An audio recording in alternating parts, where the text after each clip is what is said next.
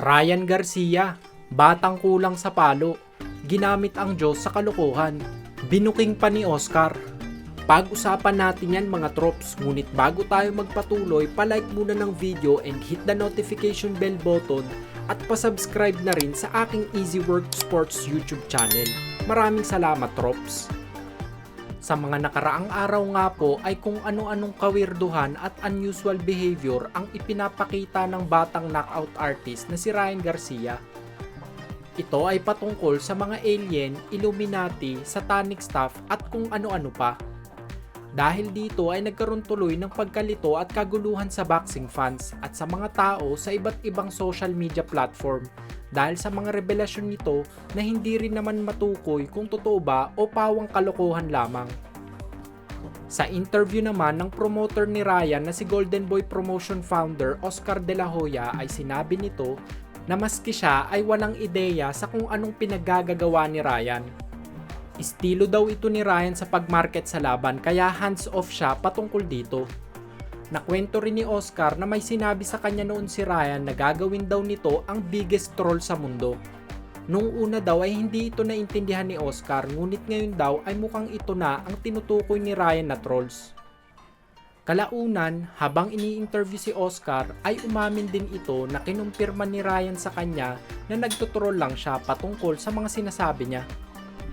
Kaya naman hinayaan na lang ni Oscar ito at pinaalalahanan na lang ang alaga niya na maging handa sa paparating na laban. Medyo off ang ginawa na ito ni Ryan dahil dinamay pa niya ang Diyos para sa kalokohan na ito at nagresulta patuloy ng kaguluhan at kalituhan through online. Para sa akin mga trops ay si Ryan ang mga klase ng taong kulang sa palo noong pagkabata. Sinabi naman ni Oscar na nangako si Ryan na papatulugin niya si Devin Haney sa paparating nilang laban. Maglalaban ang dalawa sa April 20 sa Brooklyn, New York at ipapalabas sa DAZN kaya abangan natin yan mga trops. Sa kabilang dako naman po tayo, former junior welterweight champion Regis Prograis plano bumalik ng ibabaw ng ring sa buwan ng Mayo.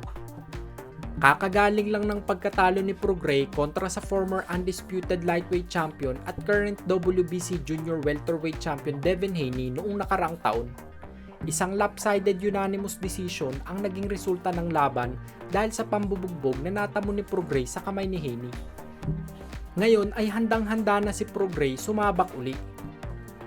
Isa sa mga napipisil na pangalan na gusto niyang makatapat ay ang 4 Division World Champion na si Adrian Broner. Para kay Prograis ay kahit hindi championship fights ang laban na ito ay malaking event pa rin ito pag nagkataon. Si Prograis ay may kargadang 29 wins, 2 losses at 24 knockouts. Samantalang si Broner ay 35 wins, 4 losses, 1 draw at may 24 knockouts. Malaking laban ito para sa boxing fans mga trops dahil parehas gusto ng dalawa na patunayan ang sarili sa huling taon ng kanilang boxing career. Ang tanong lang dito mga trops ay kung handa na ba ang isang Adrian Broner sumabak ulit sa ibabaw ng lona.